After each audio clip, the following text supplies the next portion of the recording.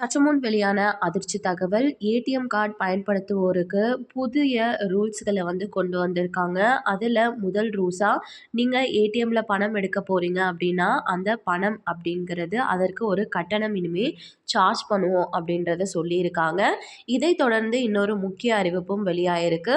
அது என்ன அறிவிப்புகள் அப்படின்ற கூடுதல் தகவல் தெரிஞ்சுக்க வீடியோ கொஞ்சம் கூட ஸ்கிப் பண்ணாம முழுக்க பாருங்க. அப்பதான் என்ன சொல்றோம் அப்படிங்கிறது முழுமையா உங்களுக்கு சேரும்.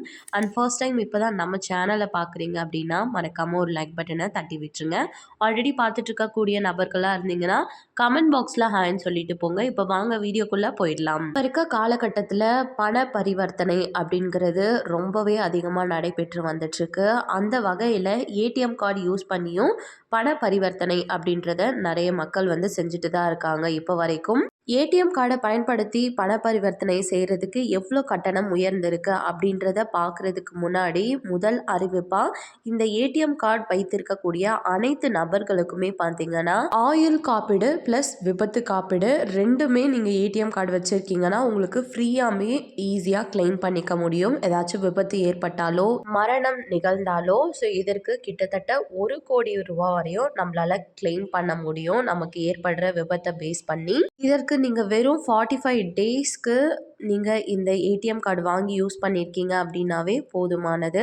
அண்ட் இதை பற்றின நீங்கள் டீட்டெயில் தெரிஞ்சுக்கணும் அப்படின்னா கமெண்ட் பாக்ஸில் கேளுங்க. கண்டிப்பாக வீடியோ அதற்கு ஷேர் பண்ணுறேன். ஸோ நிறைய மக்கள் இது தெரியாமல் நிறைய லைஃப் இன்சூரன்ஸ் பாலிசி அந்த மாதிரி விபத்து காப்பீடு பாலிசின்னு சொல்லிட்டு ஒரு அமௌண்ட்டை நீங்கள் பே பண்ணி போட வேண்டியதாக இருக்குது. ஸோ நிறைய மக்களால் முடியாதவங்களுக்கு இது ஒரு வரப்பிரசாதம் அப்படின்னு கூட சொல்லலாம் ஏடிஎம் கார்டு வைத்திருக்கக்கூடிய நபர்களுக்கு. இப்போ இரண்டாவது அறிவிப்பா கட்டணம் உயர்வு அப்படின்னு சொல்லியிருந்தோம் இல்லைங்களா. ஏடிஎம் கார்டு பயன்படுத்துவோருக்கு என்னென்ன கட்டணம் உயர்ந்திருக்கு, எந்த வகைகளில் கட்டணம் அப்படின்றத உயர்த்தியிருக்காங்க அப்படின்னு பார்க்கலாம். இப்போ ஏடிஎம் கார்டு யூஸ் பண்ணி பண பரிவர்த்தனை செய்யக்கூடிய கட்டணம் உயர்வு அப்படின்றத சொல்லியிருக்காங்க. அதிகபட்சமாக பார்த்தீங்கன்னா ஒரு நாளைக்கு நீங்கள் ஏடிஎம்ல போயிட்டு 5 முறை இலவசமாக பணம் எடுத்துக்கலாம். அதற்கு மேலே யாரெல்லாம் பணம் எடுக்கிறாங்களோ அவங்களுக்கு ஃபஸ்ட்டு ரூ. 21 இருந்தது. ஆனால் இப்போ ரூ. 1 உயர்த்தி ரூ. 22 நீங்கள் அதற்கு சார்ஜ் பே பண்ணணும் அப்படின்றத சொல்லியிருக்காங்க. இரண்டாவதா இன்டர்சேஞ்ச் கட்டண உயர்வு அப்படின்னா என்னன்னு சொல்லி பார்த்தோன்னா உங்களோட ஏடிஎம் வகை இல்லாமல் ஃபார் எக்ஸாம்பிளுக்கு எஸ்பிஐயில் ஏடிஎம் வச்சுருக்கீங்க, நீங்கள் கனரா பேங்க்கோட ஏடிஎம்மில் போயிட்டு பணம் எடுக்கிறீங்க அப்படின்னும் போது உங்களுக்கு இந்த இன்டர்சேஞ்ச் கட்டணம் அப்படின்றது இனிமேல் ரூ. 19 பிடிப்பாங்க அப்படின்றத தெளிவாக சொல்லியிருக்காங்க. இது மட்டும் இல்லாமல் நீங்கள் ஏடிஎம் சென்டரில் போயிட்டு ஏடிஎம் கார்டை ஸ்வைப் பண்ணி உங்களோட எவ்வளோ பேலன்ஸ் இருக்கா அப்படின்றத செக் பண்ணுறீங்க அப்படின்னாலும் அதற்கும் இனிமேல் ஒரு சார்ஜ் அப்படின்றது பிடித்தம் செய்யப்படும் அப்படின்றதையும் தெளிவாக கொடுத்துருக்காங்க. இவை அனைத்துமே அனைத்து விதமான ஏடிஎம் கார்டு வைத்திருக்கக்கூடிய நபர்கள் அனைவருக்குமே பொருந்தும்.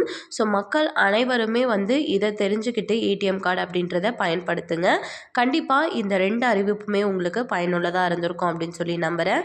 மேலும் இது போல் கவர்மெண்ட் அறிவிக்கிற அனைத்து உண்மை அப்டேட்களையும் நீங்கள் உடனுக்குடனே தெரிஞ்சுக்கணும் அப்படின்னு நினச்சிங்கன்னா மறக்காமல் நம்ம சேனலை சப்ஸ்கிரைப் பண்ணிவிடுங்க. அப்படியே இந்த வீடியோ பிடிச்சிருந்தா மறக்காமல் ஒரு லைக் பட்டனையும் தட்டி விட்டுருங்க.